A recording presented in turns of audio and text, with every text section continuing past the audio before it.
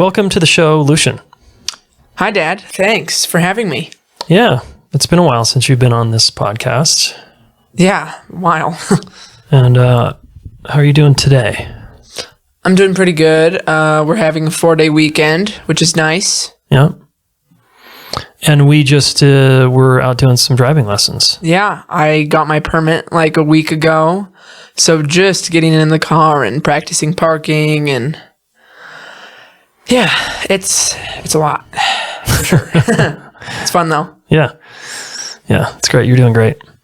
Well, we had talked about doing a podcast. It's been a while. And I've just got some questions for you. And you can say pass to anything you're not comfortable answering, okay?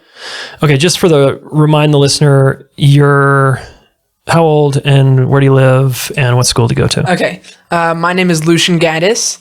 I am 15 years old. I just turned 15 in February now.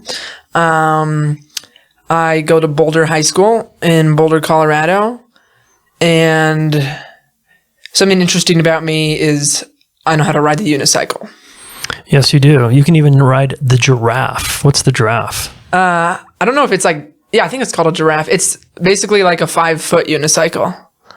Yeah. It's pretty awesome. You have to get on a car or something to get on it, or a garbage can. Yeah, it's cool to watch you ride that. And you tried out for the Boulder High musical, and you're in that. Yeah, which is apparently really uncommon for a freshman to get a lead part. But I did, and it's super fun, and our show's in March. Yeah. Great. So if you live in Boulder, Colorado, come check it out. Boulder High School is having a musical, and it's called what? Big Fish. It's a not crazy well-known musical. It was on Broadway at one point. Really cool story. Yeah, the movie's Ewan McGregor's in the movie, which I have not seen. We're kind of holding out. Mom and I are like, we don't want to watch it, and we just want to be surprised by the story. And I don't want to watch the movie because I don't want it to hinder my performance. I don't want to be influenced by what they do. Yeah. Yeah, totally. What would you say makes you a little different than, I guess, most boys your age? Well, I'm looking you in the eyes and I'm saying hello. Yeah. Yeah, I'm a social person. I like people. I like to connect. I think, but by high school, boys are talking to girls just as friends more and stuff. But yeah, throughout middle school, yeah, people are weird. People can be a little weird. How would you describe boys your age right now in terms of just what you notice at Boulder High and even in middle school? What's a sort of a normal boy like, and maybe how you're either not like that or kind of like that? Okay. Well, there's stereotypes, of course, Yeah. And that is they're sort of they're wearing the baggy sweatshirt and they got the baggy pants and whatever. And then there's also kids who are totally present and psyched to be there and talk to you and stuff. And I found that cool as well. And so I don't want to put a stereotype on boys or anything, or say that they're challenged in some way or whatever. I mean, I'm more present than a lot of people. I'm not always on my phone. I don't have social media apps, which makes me different from most people my age. No Snapchat. Yeah. And how do you feel about that? That we have greatly limited your screen time and social media stuff? Honestly, fine. I go out there and I see those kids on their phones 24/7, and honestly, it's kind of sad. Even when I was learning to drive, in my class, there were just kids on their phones, That training could save their lives someday. And so that is just not, that's where I'm different. I don't like it when people do that. Is there any other observations you have about you and phones and most kids and phones, social media? Yeah. Back to me being okay about not having Snapchat and stuff. Yeah. I don't really care. People are always sending each other pictures of each other, but usually it's just pictures of the ceiling and like half of their face. And I'm like, I don't know if that's really communication. Right. But yeah, I really don't mind having those apps. I think it frees me up and gives me a lot more time. And I have kids' numbers and stuff, and that really works just fine if I want to hang out or whatever. Yeah, you can text them and exactly communicate. What's wrong with text in the phone and stuff? Yeah. Talk a little bit about how mom and I chose to raise you in like a Waldorf school environment and maybe the pros and cons of that for you. Yeah. So something you might not know is that I was in a Waldorf school 1st through 8th grade and part of 9th. And I was really struggling in 9th grade there. Nothing against Waldorf, just not enough people, not enough opportunities, not a big enough theater program. And so I transferred to Boulder High, which is my district public high school, in January, and went from 5 kids in my 9th grade class. Yes, there were 20 kids in the high school, really, really small. I went from 20 kids in my class in 8th grade to 5 kids in 9th grade to 500 kids in my grade in Boulder High. Yeah.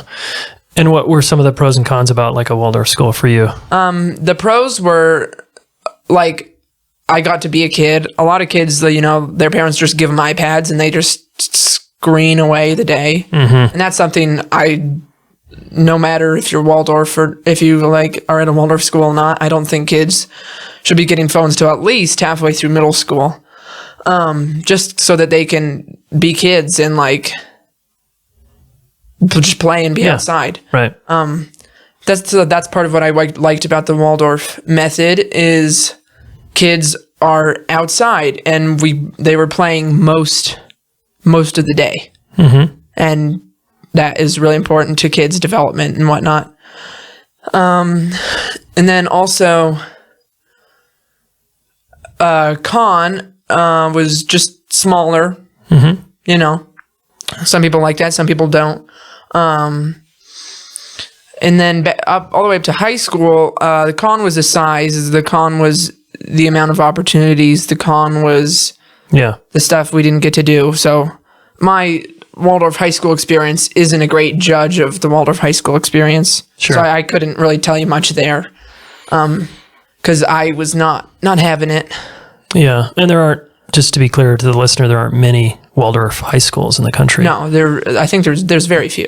Yeah. And Waldorf was founded, for the listener, by Rudolf Steiner and has some really amazing philosophies about kind of developing a whole person. That's why mom and I chose it for you guys over Montessori or some of the other schools. They're all valid and all fine. Yeah. We also wanted you to have a good emphasis on art, theater, music, singing, etc., which it seemed like it gave you a pretty good foundation. It gave me a good foundation, and then I go to Boulder High, and I get to build on that foundation that I was given. Yeah. Bigger choirs, bigger orchestras and bands, more of all the stuff, just because it's a bigger school. Totally. What would you say makes our family a little different in terms of what you might hear about or notice in other families? Because we're obviously...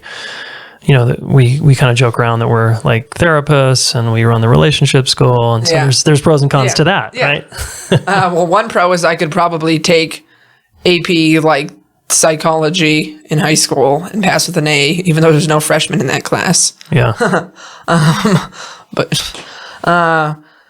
We're connected. We're like a family, and there's plenty of people whose parents aren't therapists and stuff, and they're totally rocking it as well.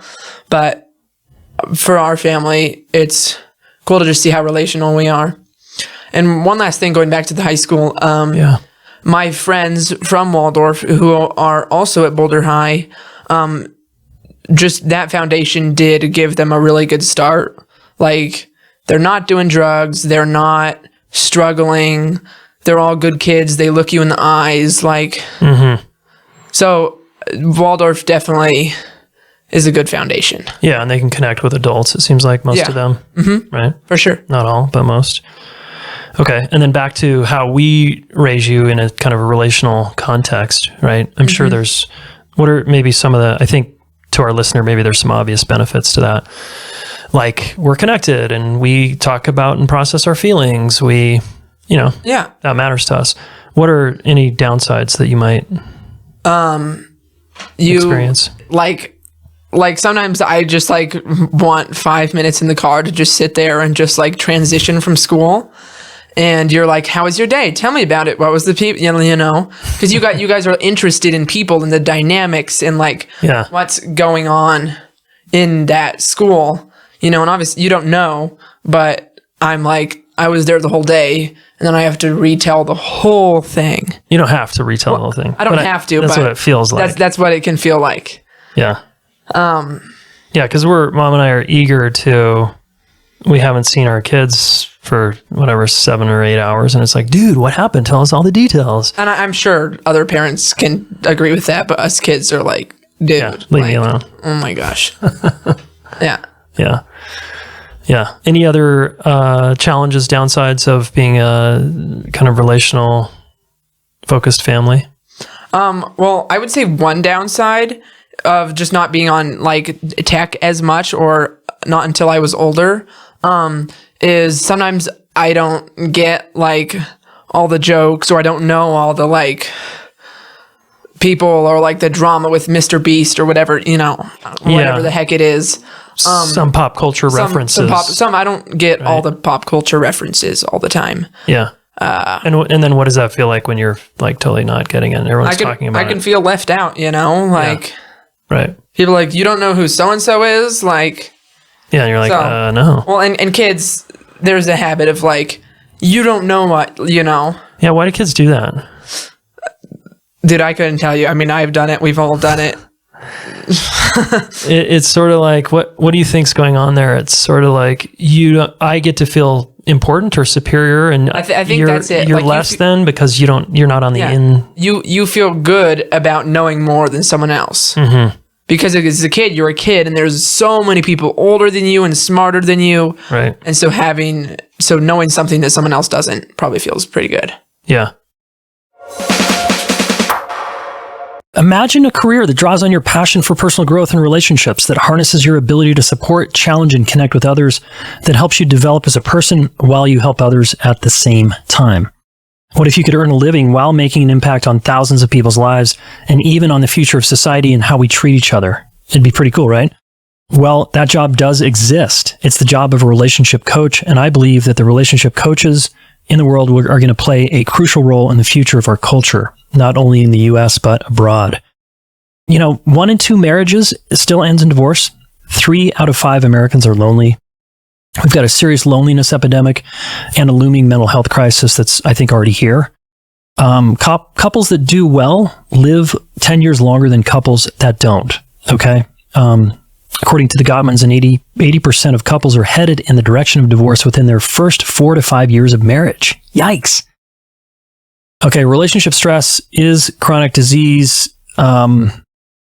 It creates chronic disease, in my opinion, from what I've read and the research I understand. I think it really hurts people everywhere. And I think the only way to really address this you could say relationship crisis, really, because it looks like a mental health crisis. It looks like a loneliness crisis.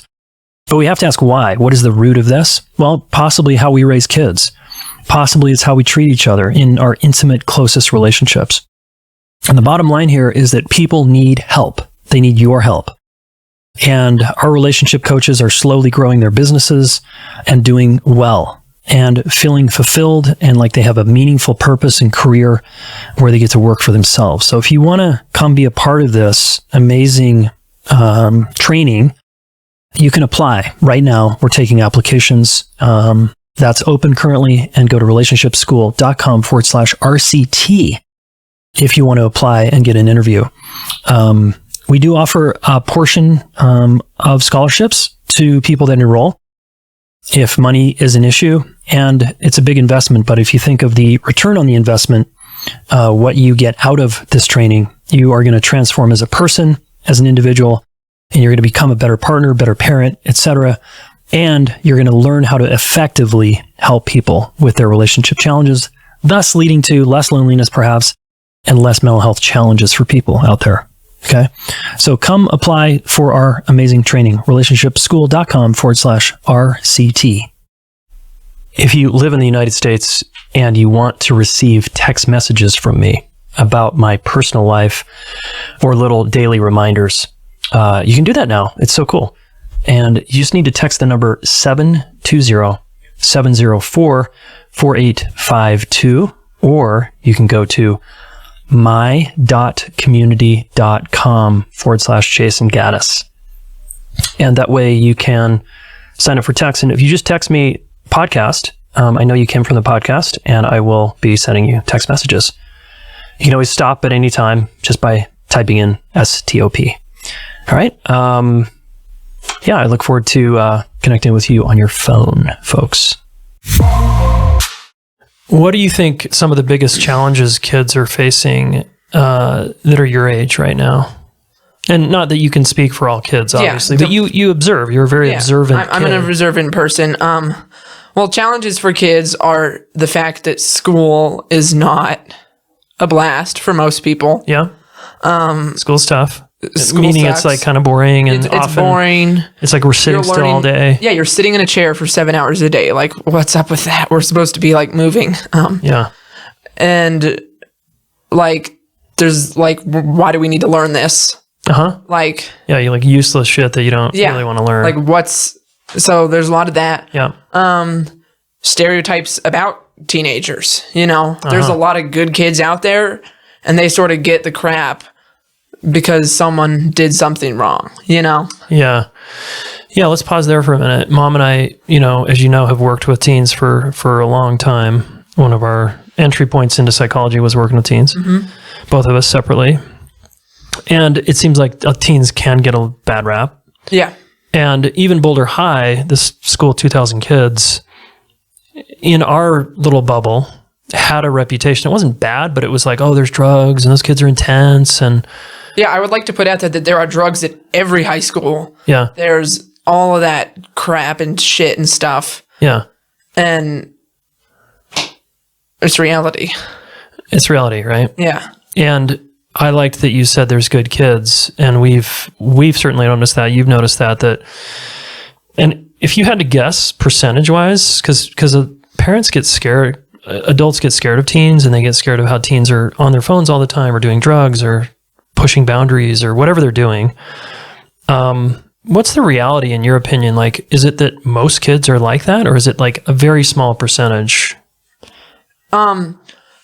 Or what? So going into high school, I was like, okay, wow, high percentage. Like I thought, And then I get there and I'm like, bro, what am I thinking? Like, still like haven't, I mean, it's just, everything is exaggerated.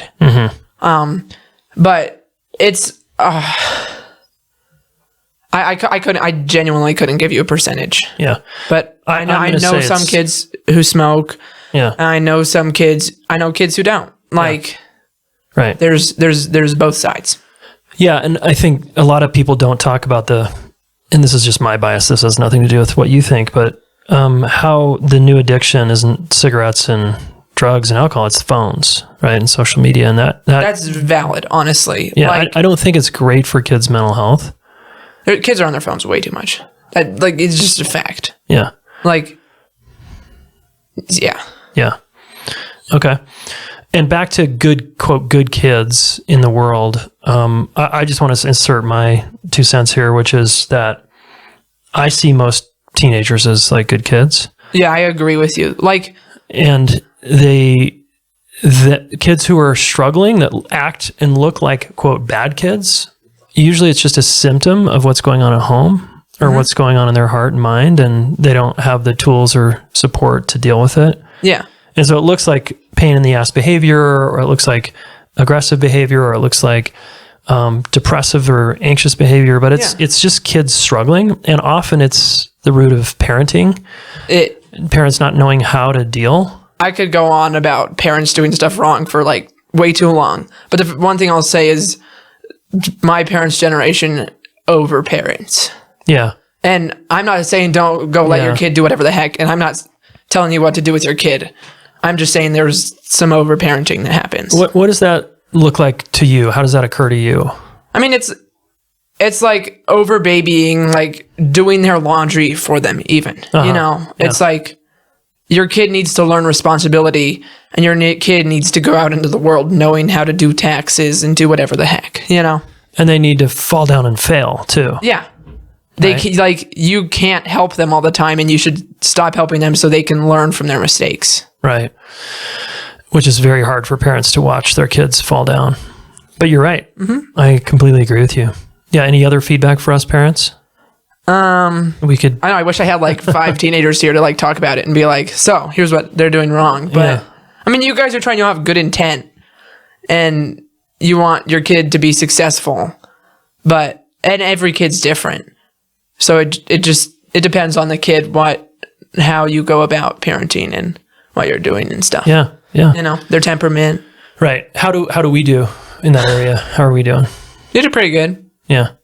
It's tempting to overparent, but it's like, I know, I think Ellen and I know just how good it is for you guys to fall down and learn. Mm-hmm. But it can be hard for a parent to watch that. Yeah. Because, we don't want to, my kid's in pain. Yeah. Okay. And don't make your kid go out and do a ton of stuff to toughen them up. Please, don't take parenting advice from me. I'm only 15. Yeah. Right on. I have no experience. Yeah, but you've been on the receiving end of 15 years of parenting. That's true. So maybe I have a little sense. Yeah, you do. Okay, Lucian, what else do you want the listeners to know here as we wrap up here, as we get close to winding down? Anything about kids, parenting, relationships? For anyone about to go into high school next year, it's really not that bad. Uh-huh. It's really not that bad. Yeah. In my few weeks at Boulder High from going to a tiny little school, I've ridden the bus to school for the first time. I figured that out. I've ridden the bus. That's the public bus. Public bus. Yeah. I'm home. I've found my way through to all my classrooms. I got a locker. I've been in a cafeteria, all this stuff that I hadn't faced. And I'm doing great and I'm loving it. Yeah.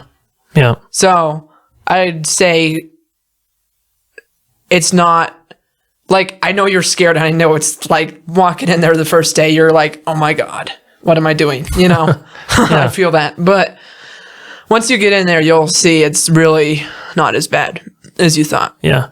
Yeah, that's cool. Yeah, it's been really inspiring to watch you meet this big challenge, and you're doing great. It's cool. You just kind of had me think for a minute. I was like, maybe we should bring a few teens in here and have a conversation with 3 kids, 3 or 4, and I can moderate a little bit. Yeah. Just because I like that idea. That just kind of spurred an idea. Yeah. I also wonder, do you think kids, sometimes I've thought about doing a free call, a Zoom call for teens. People wouldn't do that. People wouldn't go. No. What do you think it would take to get kids on a call? Because once they connected with each other, it'd be like, oh, this is cool. This is great. I feel less alone. But if there was no adults around, dude, right? Being a teenager, you would have to be very, I don't know how you would get 25 kids on a call being psyched to be there unless they were signing up and wanted to do it. Yeah. Yeah. And why would a teenager, and I'm speaking from my view. Yeah. Everyone has their different opinions and might think completely differently. How would a teenager want to be a part of that? Let's go talk about our relationships on a Zoom call. What the fuck? Yeah. Well, what if... this sucks. This is so lame. Totally. I can't believe my parents signed me up for this. Yeah, I can't believe how stupid this is. Mm-hmm. However, just to push back a little bit. Yeah. If there was something that a kid was like, I want to be a part of that group for whatever reason, they're doing something cool, I want to be a part of that. You don't think just that alone, because we're heavily social creatures, and if we see some pretty cool kids doing something that seems, I don't know, You know, it's like, whoa, I want Can you to give me an be like example? them. Like if someone wanted, are you saying for if example, someone wanted to join like theater, or if someone wanted to be a psychologist? No, it's a good question. I don't have this thought out, but I'm remembering when kids would come into treatment, they were so in their resistance. Yeah. This is stupid. I hate this.